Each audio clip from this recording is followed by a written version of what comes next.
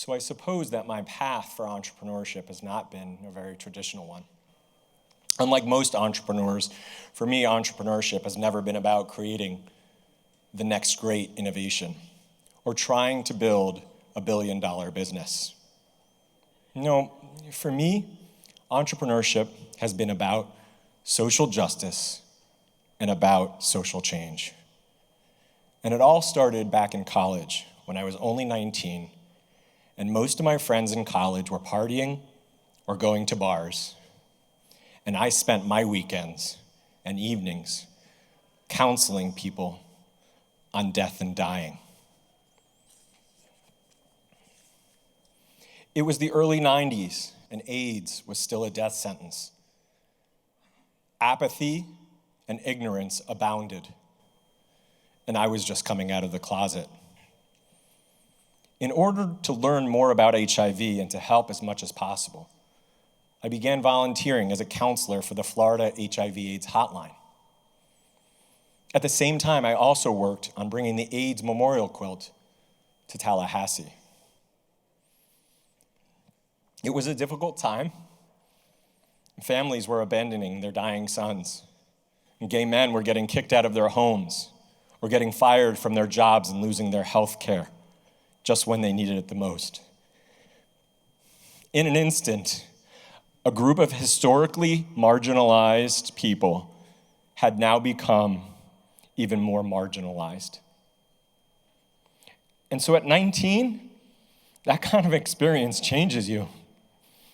You grow up really, really quickly, and you come to understand that we're only here for a short period of time, and that there's no guarantees. And you learn how crucial self-advocacy is, especially when there's no one advocating for you, not even your own government. It was these early life experiences of social entrepreneurship. It was these early life experiences that led me to a path of social entrepreneurship. I wanted to look back on my life and know that I lived a life of purpose and intention. After college, I got my master's degree from the University of Pennsylvania in public administration. And at the same time, I taught myself about computers and coding and database management. And after graduating, I held a series of successive technology startup jobs, ultimately becoming a technology consultant for a Silicon Valley software company. So by my late 20s, I was earning a six-figure salary plus bonus and reporting directly to the chief technology officers of some of America's largest corporations. It was an enviable position, especially in those early days of the high-tech boom. But despite this success, I had a gnawing feeling. Sure, the money was good, but as I sat in the monotony of corporate meetings, I couldn't help but think about the minutes and the hours of my life that were slowly ticking away. Then, a severe automobile accident jolted me to a renewed awareness as I realized that I needed to change my life. So I went into my boss and I quit my job. With just a backpack, a pair of jeans, and a guidebook, I set off to explore Asia by myself and to discover places where they just don't sell Coca-Cola. And so it was in the far recesses of Asia, where life was still playing out much in the way as it had for generations, that it dawned on me. I needed to do work that was both really meaningful and financially rewarding. Before going to Asia, I realized that I needed to get my personal estate in order. However, I'd been unable to find an advisor who could help me and my spouse with our planning needs. It was after that realization that I decided I would return home and start a financial planning business focusing on the needs of gay and lesbian business owners. Back at home, I read all the financial literature on gay couples that I could get my hands on and realized that there frankly wasn't much out there. And in fact, there were very few people who truly understood the litany of unique planning issues that gay and lesbians faced. I was determined to change that. So I began writing articles on the topic and ultimately became the personal financial columnist for the Advocate magazine, America's largest gay magazine at the time. I then went on to author an article for the peer-reviewed Journal of Financial Planning, detailing all of the issues that gay and lesbians faced. This article was ultimately cited as part of the United States Proposition 8 Supreme Court case, helping in some small way to bring about gay marriage. But as I surveyed my business, I realized the landscape for gay marriage would soon be changing and it would become legal. As a result, gay and lesbian financial and estate planning was about to become just as boring as it was for straight people. No offense. So after the laws began changing, I sold my business and I retired with my spouse out to our cabin in rural West Virginia to plot my next move. In 2013, I switched gears back to technology and co-founded the LGBT Technology Partnership.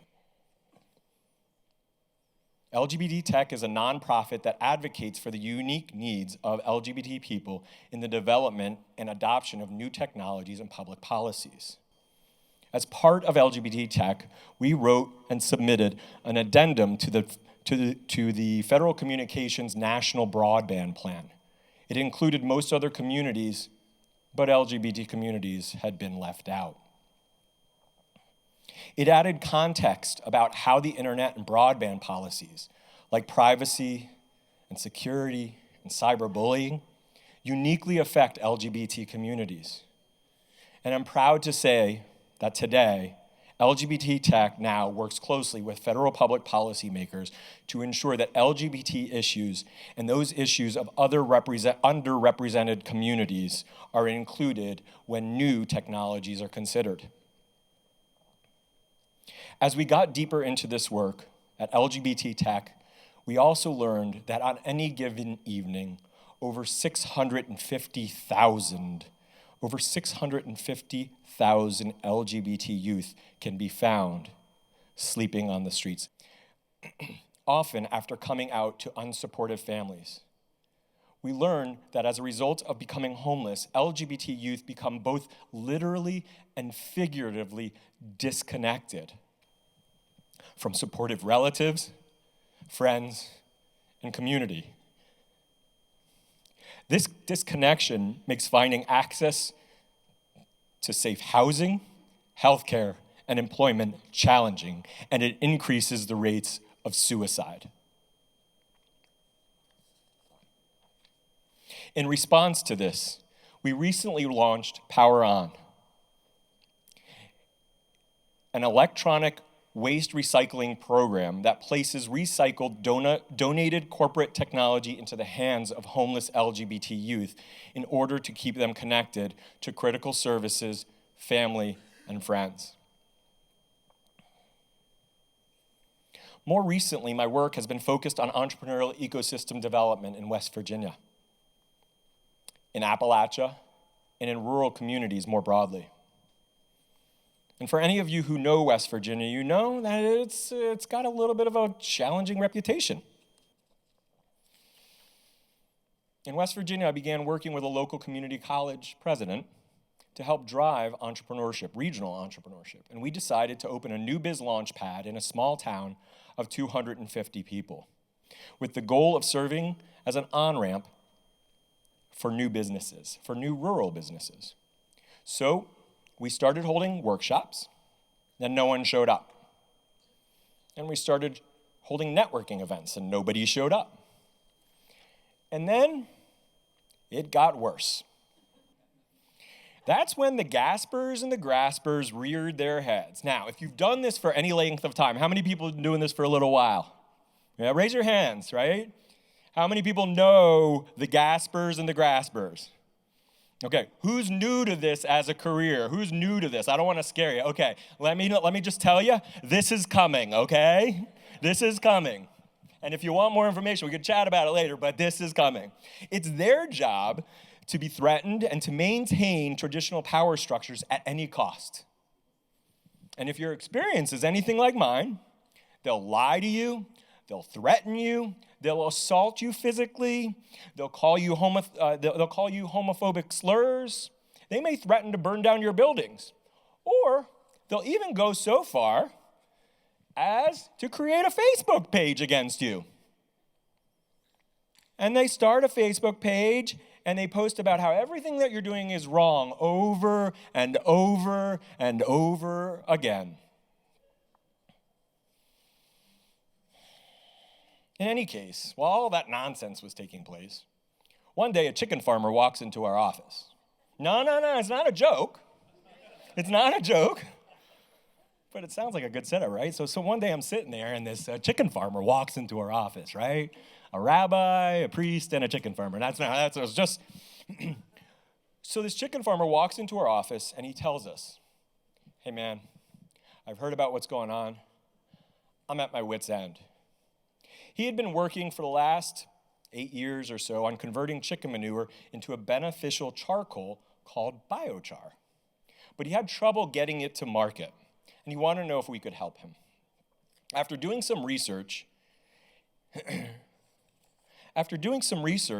I came to learn about the amazing properties of chicken manure and this beneficial biochar, and that it could be used as a fertilizer or for remediation of heavy metals like lead and mercury from wastewater runoff. It also had the benefit of reducing climate change via carbon sequestration and the ability to re-soil mine lands. It also had the benefit of removing the chicken polluting waste from our estuaries and waterways. My mind was blown because not only could we potentially help this chicken farmer, but we also realized that we were on the cusp of quite possibly helping to launch an entirely new industry in an entirely environmentally friendly way. And as a result, a couple of years ago, to help make this happen at our community college, we launched the Eastern Biochar Initiative, an ecosystem designed to help biochar become a commercial reality. And because of this work today, we are now closely collaborating with the USDA, the EPA, an array of state agencies, new businesses, and researchers from a number of universities from across the United States and around the world in a town of 250 people. If you had told me 19 years ago that I would be spending the latter part of my life mucking around in chicken manure in a rural community in West Virginia, my mind would have exploded. But in any case, I digress. So not long ago, word started to spread about this gay Jewish guy from Miami Beach and this chicken farmer from West Virginia. And in February of 2018, the Washington Post featured our work on the cover of the Weekend magazine. Next month, I will be heading to a conference to speak about this fledgling industry in Denver. Meanwhile, my work across Appalachia and rural communities has continued to expand. In partnership with the National Association for Community College Entrepreneurship, my friend Becky, and the National Consortium for Entrepreneurship Education, my friend Jean, we began working on a grant to infuse entrepreneurship education and help change mindsets in K through 12 kids across Appalachia. In these coal-impacted communities, we threaded together 8 community colleges across Appalachia, and the result of this project is that we've been able to infuse entrepreneurship education into the lives of over 40,000 kids in Appalachia. 40,000. If you can get anything in a rural community, that's 40,000 besides maybe cows or chickens or any other sort of crop. It's an amazing number, and I think that it's important to understand because a lot of us from urban centers don't necessarily understand some of those challenges. And as I've traveled across Appalachia and to other rural communities around America, I've been struck by the sheer poverty and the plight facing rural communities, including things like the use of opioid drugs and the lack of clean water, or challenges associated with just even having internet access or being able to answer a phone call while you're driving on a highway. But I've been even more struck by the wonderful potential and the resiliency that exists in our rural communities. As I got more deeply involved in this work, I began to search for resources on rural entrepreneurial ecosystem development, but I couldn't find that many. And as a result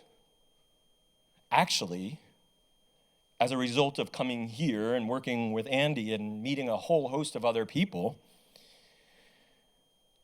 last year, a number of organizations joined together to launch Rural Rise, a national network of ecosystem builders working specifically to address ecosystem development in rural communities in a rural context. Rural Rise was started in cooperation with a number of supporting organizations, including the AARP Foundation, the Kauffman Foundation, the Rural Community Systems Partnership, Co-Starters, ETSI, NACI, my organization, the National Center for Resource Development, and over 175 individuals from across the country representing a whole host of other organizations. And actually, if you're here and you attended Rural Rise, can you just stand up and just wave and say hello? Just go ahead and stand up. I know that we have some people, Matt up in the back. We have Shelly over there. Shelly, wave. It was a great run. Thank you for rising. Now you may sit.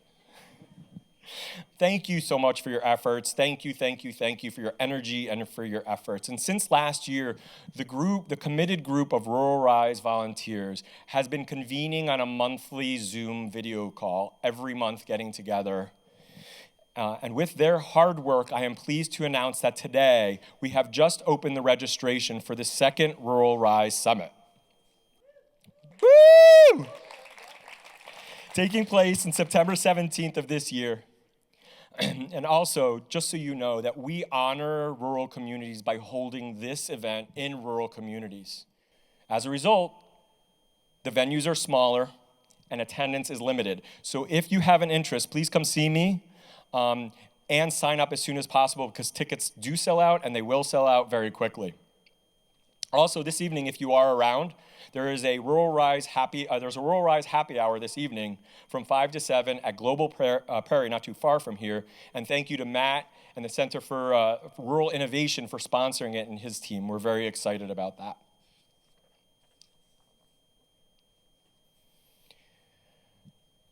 In closing, I know that this is hard work. We put our time and our efforts and our heart into this sometimes thankless job. And there are many days when we will feel lonely. There are many days that we will question the value of our work. There are many days that we will question the value of our worth. But please, just know that the work that you do, what you do matters. In the next couple of years, self-driving vehicles will utterly change the way we do transportation. And at the same time, over 1 million truck drivers, most of whom live in rural communities, will go unemployed, dwarfing anything that we have seen in coal communities. So in order to address major system disruptions like this, I firmly believe that entrepreneurship development will become the next major social justice issue of our time. Your job as an ecosystem builder, my job as an ecosystem builder, is to create spaces and to create places to make it easier for people to start new businesses, to become self-sufficient. Our fundamental job as ecosystem builders is to create equality of access to resources and create equality of access to opportunities. And so it is with an eye and an homage to the friends that I lost that are not here today, that I stand here today and say, our time is short. There are no guarantees. There is much work to be done. Let's go ahead and let's get started.